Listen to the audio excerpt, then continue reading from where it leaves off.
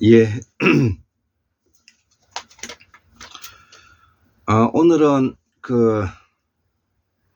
2023년 8월 29일인데요. 간만에 정치 산책 강의를 잠깐 해보고자 해서 몇 자 적어 보았습니다. 정치 산책 113번째 문재인은 왜 촛불 혁명 정신을 배신하고 홍석현, 윤석열과 손잡았나? 그리고 이낙연은 왜 호남 민중을 배신하였는가? 여기에 대해서 분석을 해봅니다. 그래서 이 문재인과 이낙연은 이 둘은 역사 인식이 없다. 또 그리고 너무 가난하여서 가난을 벗어나기 위한 사적 탐욕에 찌든 놈이다. 공부 잘한다는 것이 결국 나라를 망쳤다. 학선머리가 없는 멍텅구리 칠푼이다.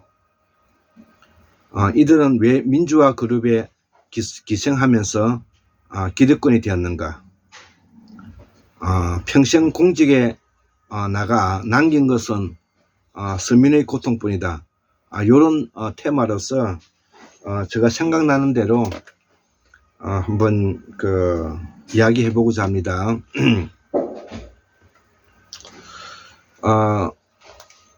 어제 그저께는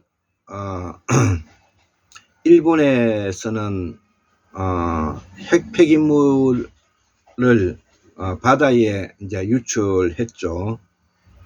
아마도 미국이 일본에 무엇인가를 요구하고 여기에 대한 일본이 요구한 대가가 미국의 허락이 있었겠죠. 더불어서 윤석열 정부는 현재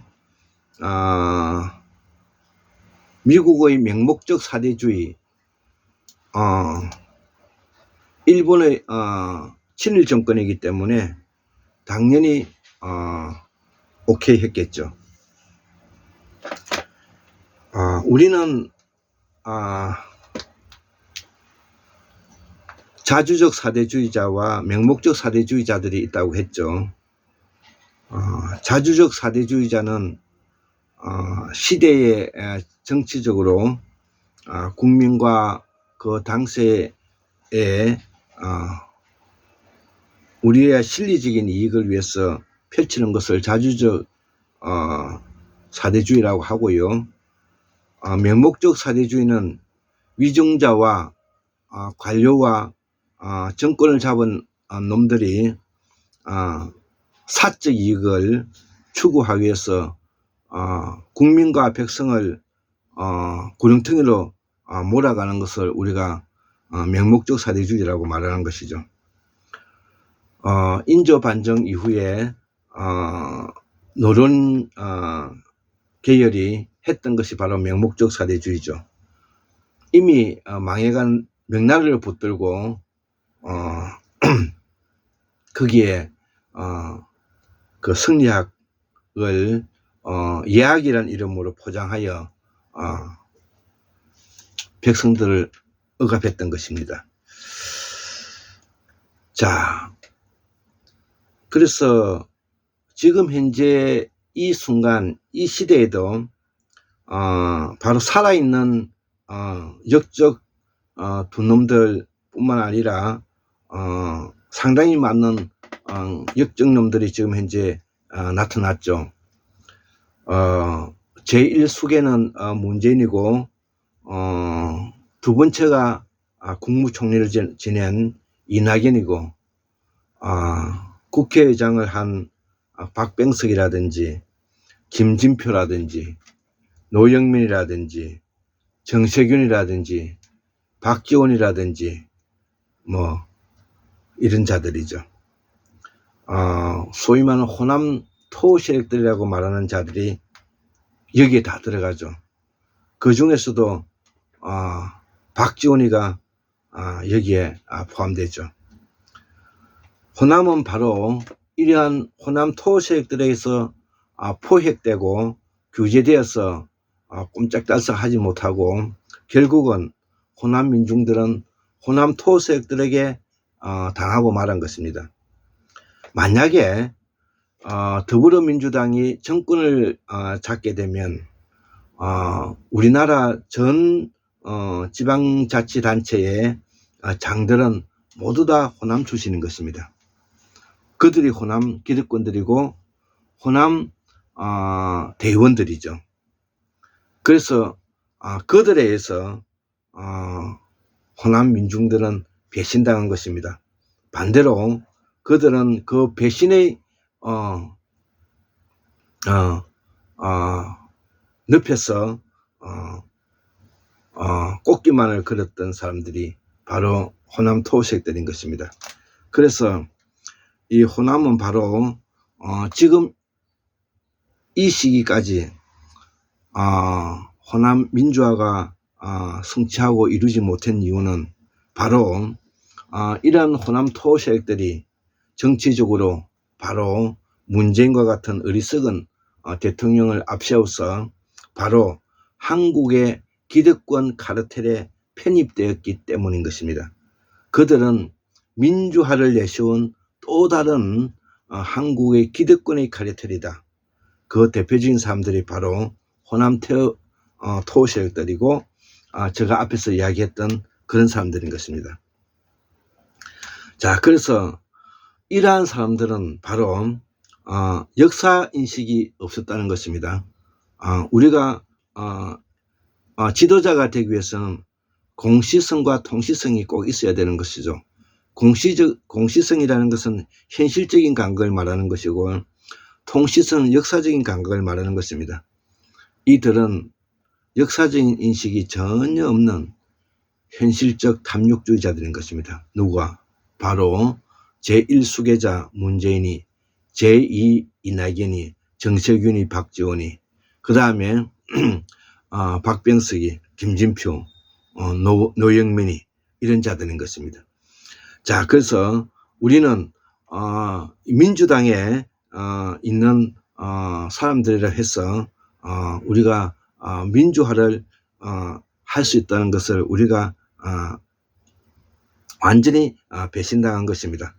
이제는 그들을 배신자로 낙인 찍고 이제 호남 민중과 그리고 그 다음에 전국 민주화 열기에 깨어있는 시민들이 합심 단합해서 우리 스스로 이제는 권력에 맞서서 권력을 쟁취해야 되는 시점에 오게 된 것입니다.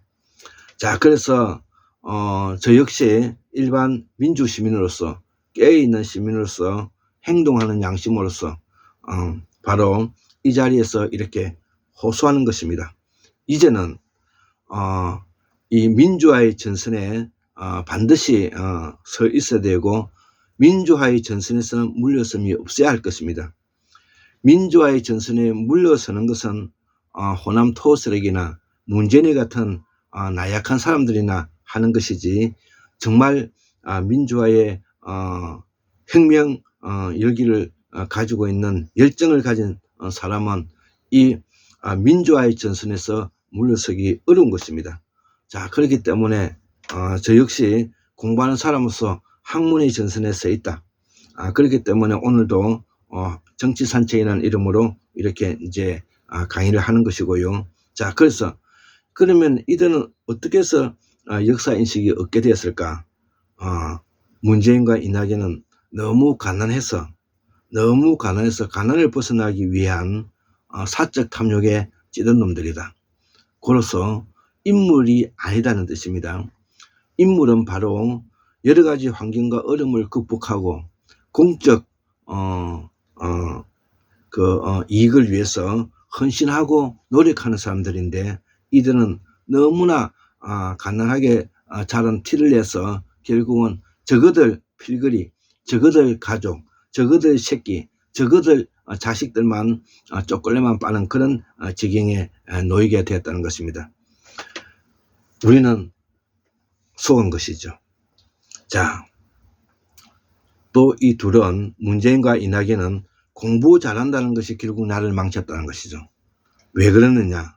이 사람들은 학습머리가 없는 놈들이기 때문에 그런 것입니다.